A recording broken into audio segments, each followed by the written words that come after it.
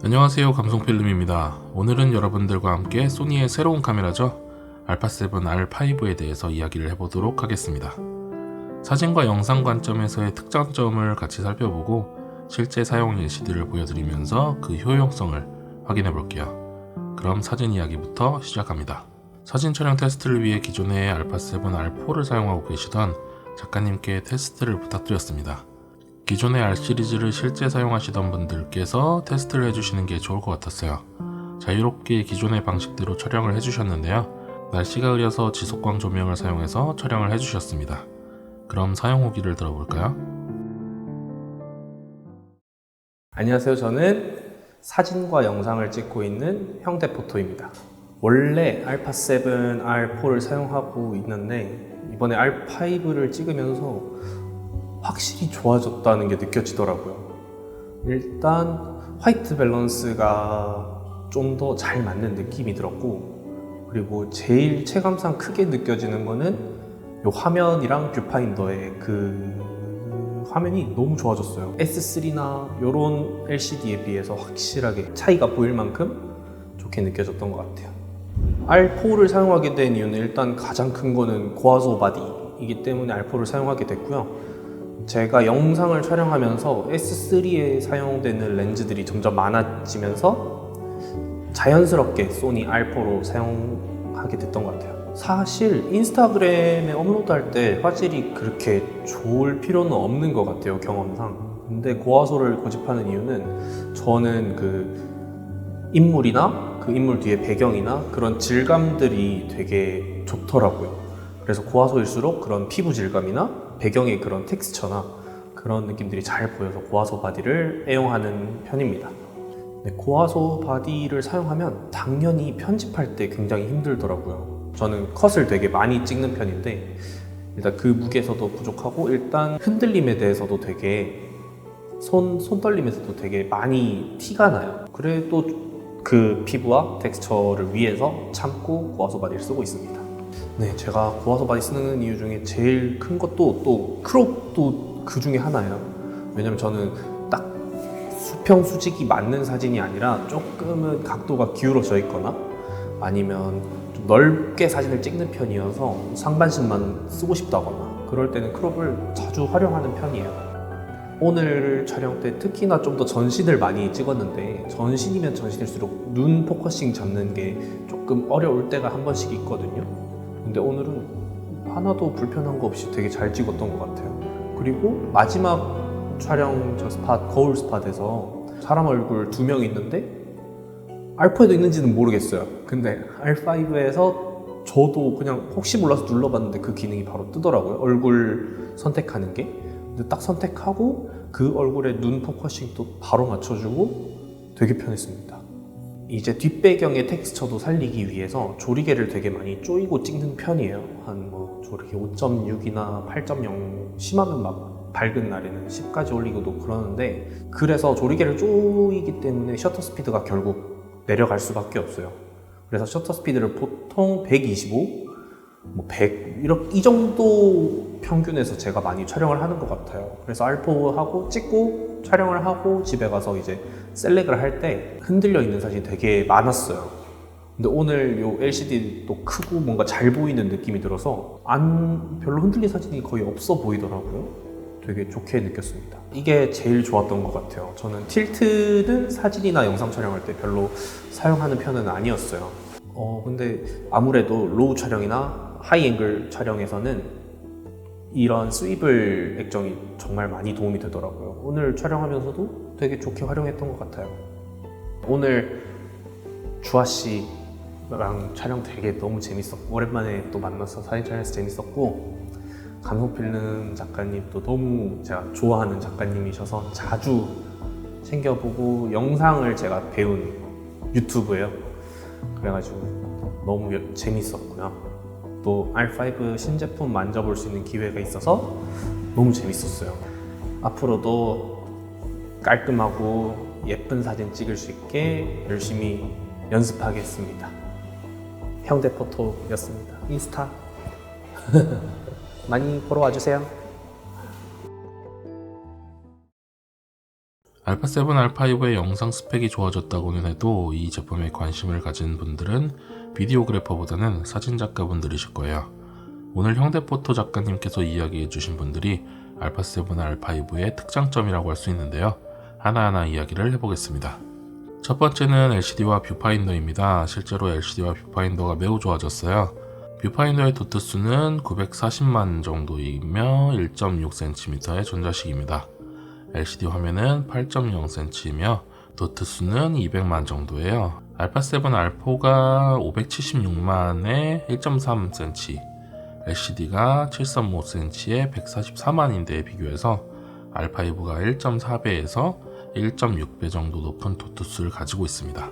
두 번째는 AF인데요. 이번 AF의 성능 향상은 사물 인식에서 비행기와 같은 오브젝트 추가와 함께 역광 촬영에서의 눈 인식 향상, 일정 영역 이상 사이드에 인물이 위치했을 때의 눈 인식 향상 등이 이루어졌다고 하는데요.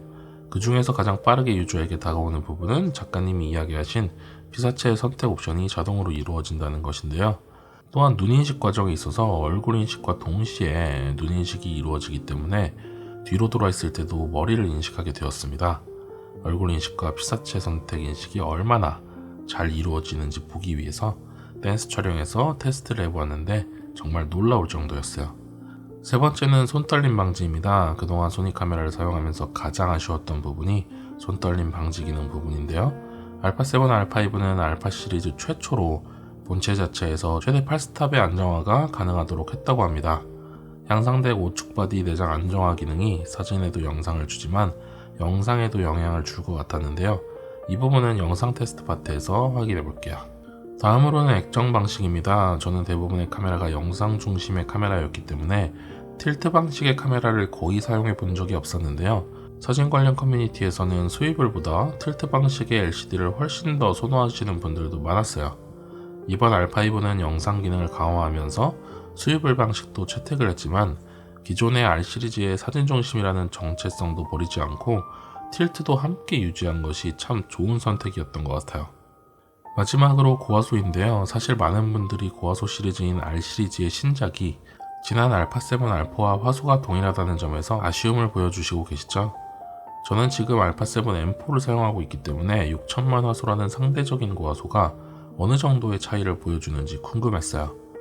그래서 추가적으로 따로 테스트를 해보았는데요. 여러분들도 함께 사진을 확인해 보시죠. 통제된 상황에서 조명을 활용하여 촬영한 사진은 아니기 때문에 참고만 해주시면 될 것 같습니다.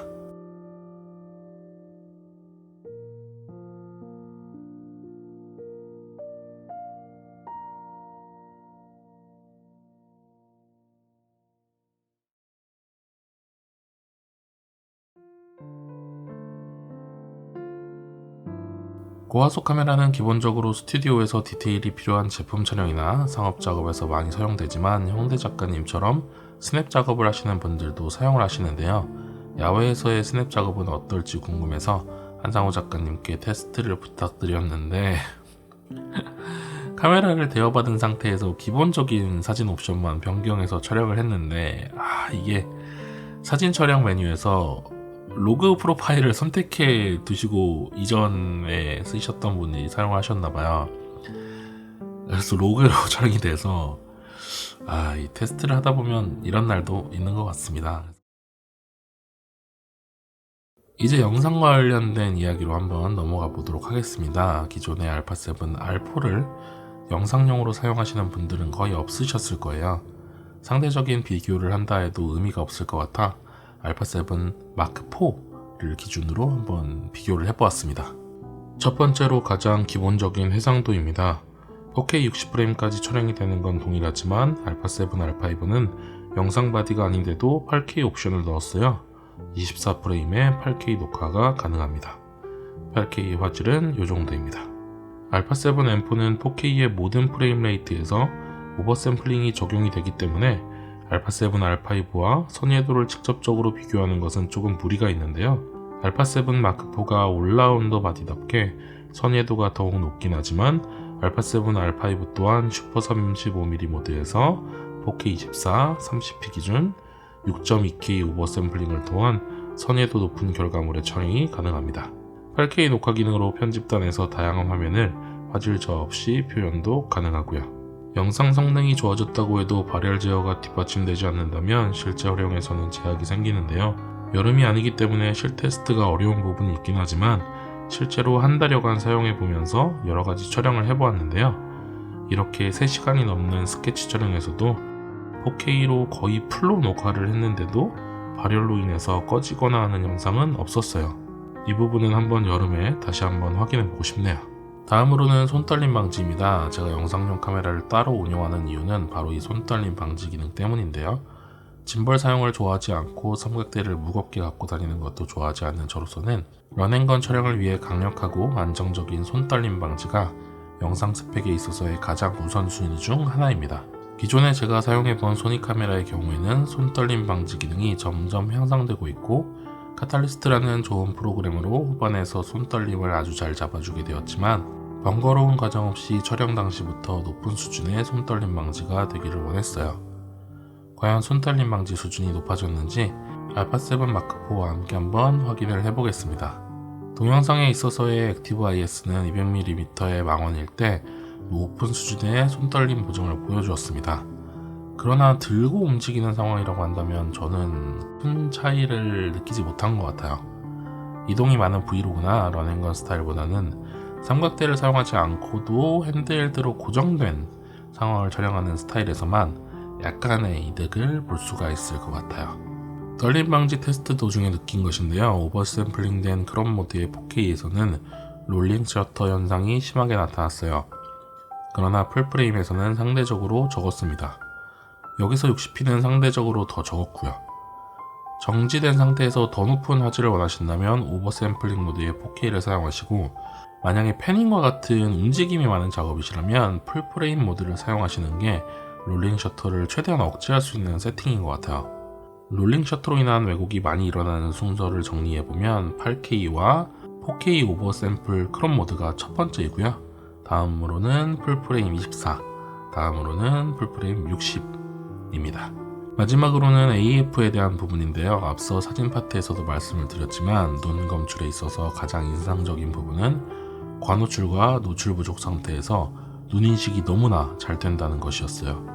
과노출은 6에서 70스탑까지, 노출 부족에서는 5스탑까지 검출이 된다고 하는데요. 실제로 이렇게 노출이 크게 변화하는 상황에서도 눈을 잘 검출해 주었고 ISO를 극단적으로 높여서 노출을 과다하게 만드는 상황에서도 지속적으로 눈을 검출해주는 모습을 볼 수 있었습니다.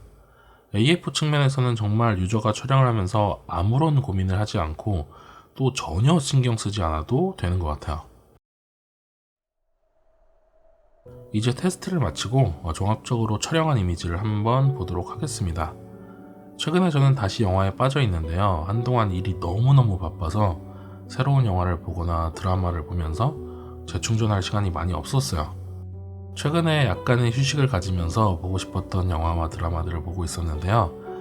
다시금 영화를 해보고 싶다는 생각을 하게 되더라고요.